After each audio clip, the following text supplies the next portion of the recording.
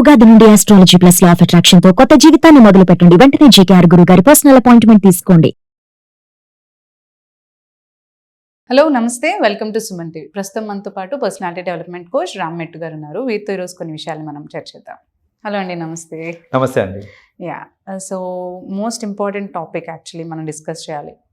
Marriage every once లైఫ్లో, ప్రతి ఒక్కరి లైఫ్లో అది ఇంపార్టెంట్ ఫేజ్ యాక్చువల్లీ. ఎందుకంటే లైక్ పేరెంట్స్ దగ్గర నుంచి చూసినా అండ్ ఎవ్రీ ఇండివిజువల్ దగ్గర నుంచి చూసినా marriage is a life changing for every one. So అది కొన్నిసార్లు ఏమైపోతుంది అంటే లైక్ నవ్ జనరేషన్ కావచ్చు, స్కేరీ, భయం అయిపోతుంది. ముఖ్యంగా ఆడవాళ్ళకి అంటే అమ్మాయిలకి అదొక భయంకరమైన థింగ్ లాగా తెలిసిపోతుంది. ఎందుకంటే మేబీ తర్వాత జరిగే ప్రాసెస్లో they have to lead different life completely. ఎందుకంటే మార్నింగ్ లైక్ చిన్నప్పటి నుంచి వాళ్ళు లీడ్ చేసే లైఫ్ ఒకటి, where they also some parents ఉన్నారు, they prepare for the marriage actually. So తర్వాత మళ్ళీ different world entirely. Correct. So ఈ విషయం పైన అంటే ఎందుకు ఆ భయం అనేది ఆ ఇండివిజువల్ క్రియేట్ అవ్వడానికి ఏమేమి రీజన్స్ ఇంటర్లింక్డ్ ఉన్నాయి అంటారు actually? Sure. See as you said, marriage అనేది it's a very important aspect of life. It's an important aspect for an individual అండి. కానీ జనరల్గా మనం చూసేది ఏంటిది అని అంటే, పెళ్ళి అనగానే అది పేరెంట్స్ యొక్క బాధ్యత లాగా ఫీల్ అవుతూ ఉంటారు. అంటూ ఉంటారు కూడా, ఫీల్ అవడమే కాదు అంటూ ఉంటారు. ఏంటంటే నీ పెళ్ళి చేసేస్తే మా బాధ్యత తీరిపోతుంది అనేసి. సో ఫస్ట్ ఆఫ్ ఆల్ ఎక్కడ రాసిందండి అది మీ బాధ్యత అని? ఎక్కడ రాసలేదు.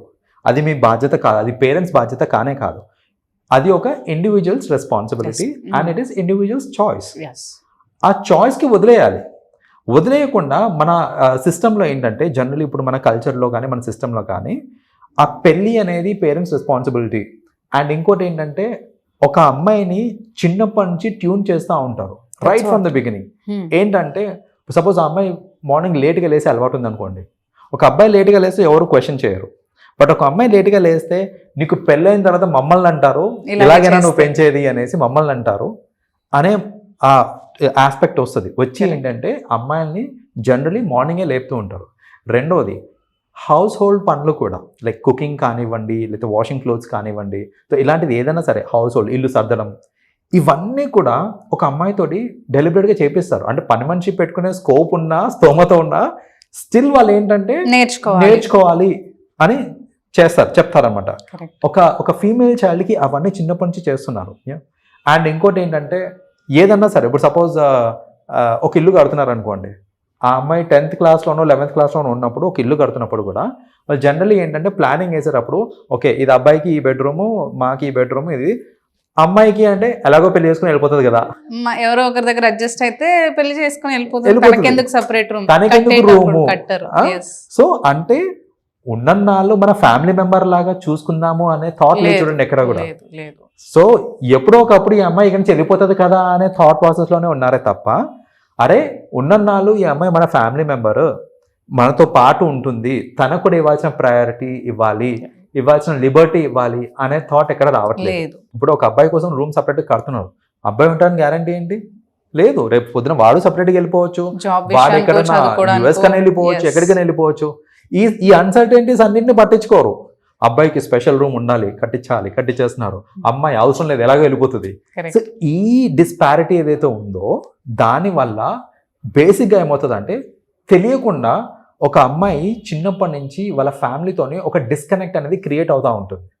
మీరే చేస్తున్నారు, చేతులారా చేసుకుంటున్నారు. నువ్వు వెళ్ళిపోయి బయట దానివే మా ఇంట్లో పర్సన్ కాదు అనేది క్రియేట్ చేసేస్తున్నారు. సో అలా క్రియేట్ అయినప్పుడు ఏంటంటే, స్పెషలీ చిన్నప్పటి నుంచి క్రియేట్ అయినప్పుడు ఏమవుతుందంటే, ఆ అమ్మాయి కొంచెం వయసుకు వచ్చిన తర్వాత, లైక్ కాలేజ్లో ఆ టైంకి వచ్చేసరికి, she will start seeking for love from out side.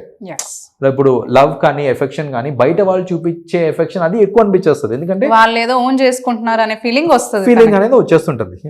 రెండోది ఈ కండిషనింగ్ అన్ని చేస్తూ ఉంటారు, ఈ రిస్ట్రిక్షన్స్ అన్ని పెడతా ఉంటారు. పెట్టిన తర్వాత కరెక్ట్ ఏజ్ వచ్చేసరికి ఒక పెళ్లి చేసుకునే టైంలో అసలు ఫస్ట్ ఆఫ్ ఆల్ అమ్మాయికి ఇష్టం ఉందా లేదా ఇవన్నీ ప్రయారిటీస్ లేకుండా, నువ్వు అసలు పెళ్లి చేసుకునే ఉద్దేశం ఉందా లేదా అడగకుండా, first of all they take it for granted. ఏంటంటే అది అబ్బాయి కన్నా సరే అమ్మాయి కన్నా సరే పేరెంట్స్ ఒక ఇదేం తీసుకుంటారంటే, ఎలాగో పెళ్లి చేసుకోవాల్సిందే అనేసి. నేను పెళ్లి చేసుకోను అన్నారంటే రచ్చ స్టార్ట్, రైట్? సో ఏంటంటే జనాలు ఏమంటారు, జనాలు ఏమనుకుంటారు, అయితే నలుగురు అడుగుతున్నారు నీకు ఇంకా పెళ్లి కాలేదు, నేను ఏం చెప్పాలి వాళ్ళకి. సో పద్దాకా మీరు ఈ నలుగురు కోసం ఆలోచించి పెళ్లి చేస్తున్నారే తప్ప పెళ్లి చేస్తే పిల్లలు సుఖంగా ఉంటారా లేదా ఇది వాళ్ళు ఆలోచించట్లేదు. యాజ్ యూ సెడ్ ఫస్ట్ నుంచి నలుగురు అడుగుతున్నారనే పిల్లలు కనాలి, ఎందుకు పిల్లలు లేరని అంటారని. మళ్ళీ దాని తర్వాత వీళ్ళు చెప్పారని వాళ్ళు మంచి చదువుకుంటున్నారు, మీరు ఇదే చేయాలి, ఈ కోర్సే చదవాలి, ఇలాగే ఉండాలి, ఈ కాలేజ్కి వెళ్ళాలి. సో మీరు అన్నట్టు పెళ్లి విషయంలో కూడా సేమ్ థింగ్, మీరు చేసుకోకపోతే నలుగురు ఏమనుకుంటారు. అదే సో అన్ని మెయిన్ స్ట్రీమ్ ప్రాసెస్ ఏంటంటే పెళ్లి ఫస్ట్ అయిపోవాలి, సో ఏజ్ కల్లా పెళ్లి అయిపోవాలి. సో నేను పెళ్లి చేసుకుంటా, నాకు ఇంకా టైం కావాలి. See this is also positive. ఏంటంటే నేను పెళ్లి చేసుకోని అనట్లేదు, నాకు కెరియర్ సెటిల్మెంట్కో లేకపోతే వాట్ ఎవర్ రీజన్స్కి నాకు ఇంకా కొంచెం టైం కావాలి, టైం ఇవ్వండి అని అడిగినా కూడా ఇవ్వలేని పరిస్థితి మోస్ట్ పేరెంట్స్ది. ఎందుకు అని అంటే ఏజ్. ఇప్పుడు అందరూ ఏంటి, అబ్బాయి అయితే 27-28 కల్లా పెళ్లి చేసేసుకోవాలి, అమ్మాయి అయితే 23-24 కల్లా పెళ్లి చేసేసుకోవాలి. ఈ ఏజ్ దాటంగానే ప్రెషర్ స్టార్ట్ అవుతుంది. అది ఏ లెవెల్లో ప్రెషర్ ఉంటుంది అంటే నేను చూసాను, పర్సనల్ హ్యావ్ సీన్, ఏదైనా ఫంక్షన్కి అటెండ్ అవ్వాలి అని అంటే అమ్మాయిలు అంతగా ఇష్టపడరు, అంటే పెళ్లి కాని అమ్మాయిలు స్పెషల్లీ అటెండ్ అవ్వాలి అని అంటే అబ్బా ఇప్పుడు ఫంక్షన్కి వెళ్ళగానే అందరూ నా పెళ్లి ఎప్పుడు అని అడుగుతారు, వాళ్ళందరూ వచ్చి అడిగేది కామన్, అడిగేది అదే. సో అందుకనే వెళ్ళడానికి కొంచెం వెనకాడతారు. సో మోస్ట్లీ మరీ ఇంపార్టెంట్ అయితే వెళ్తారే తప్ప అది అవాయిడ్ చేయొచ్చు అంటే మోస్ట్లీ అవాయిడ్ చేసేస్తారు.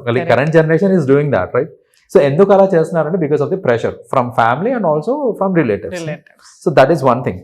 సెకండ్ థింగ్, సరే పెళ్లి చేసుకున్నారు అయిపోయింది, ప్రెషర్, పిల్లలు ఎప్పుడు అంటారు. సో ఆ పెళ్లి కాకముందంతా వాళ్ళు అడిగే మళ్ళీ ఇండైరెక్ట్ క్వశ్చన్స్, పెళ్లి ఎప్పుడు చేసుకుంటావు అని కొందరు అడుగుతారా, కొందరేమో పప్పనం ఎప్పుడు పెడతా ఉన్నారు. So it's code word. So that way మళ్ళా పిల్లలకి అనేటప్పుడు పిల్లలు ఎప్పుడు అని కొందరు అంటారు, గుడ్ న్యూస్ ఎప్పుడు అని కొందరు అంటారు.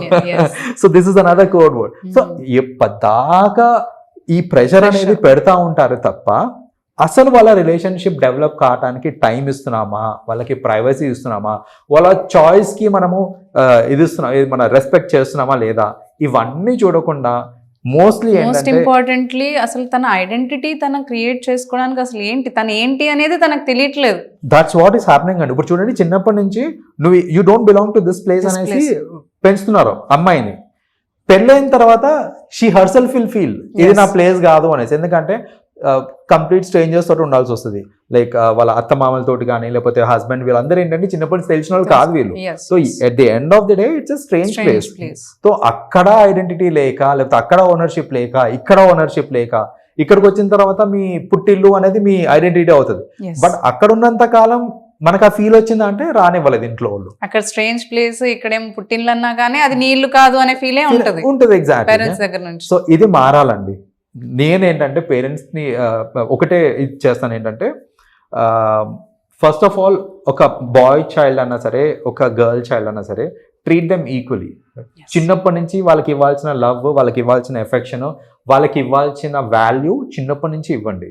ఫ్యూచర్లో ఎప్పుడో పెళ్ళైన తర్వాత ఏదో అవుతుందని చిన్నప్పటి నుంచి డిస్కనెక్ట్ తీసుకొని వచ్చారు అని అంటే she will never have the connect with the family. రేపు పొద్దున ఆమెకి ఏదైనా ప్రాబ్లం వచ్చినా చెప్పుకోవాలన్నా ఆలోచిస్తుంది, సాల్వ్ అవ్వదు బికాజ్ చిన్నప్పటి నుంచి చూస్తూనే ఉన్నాం కదా, సో సాల్వ్ కాదు అనే ఒక థాట్ ప్రాసెస్లోనే ఉంటుంది తప్ప నిజంగా మా వాళ్ళు వీళ్ళు నాకు హెల్ప్ చేస్తారు అనే ఈ నమ్మకం కూడా రాదు.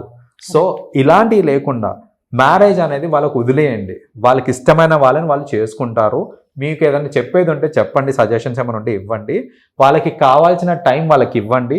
Only when they are ready they will get married. ఇప్పుడు చాలా మంది ఈ మ్యారేజ్కి నేను ఐఎమ్ నాట్ రెడీ ఎట్ అయినా కూడా పెళ్లి చేసేస్తూ ఉంటారు కదా.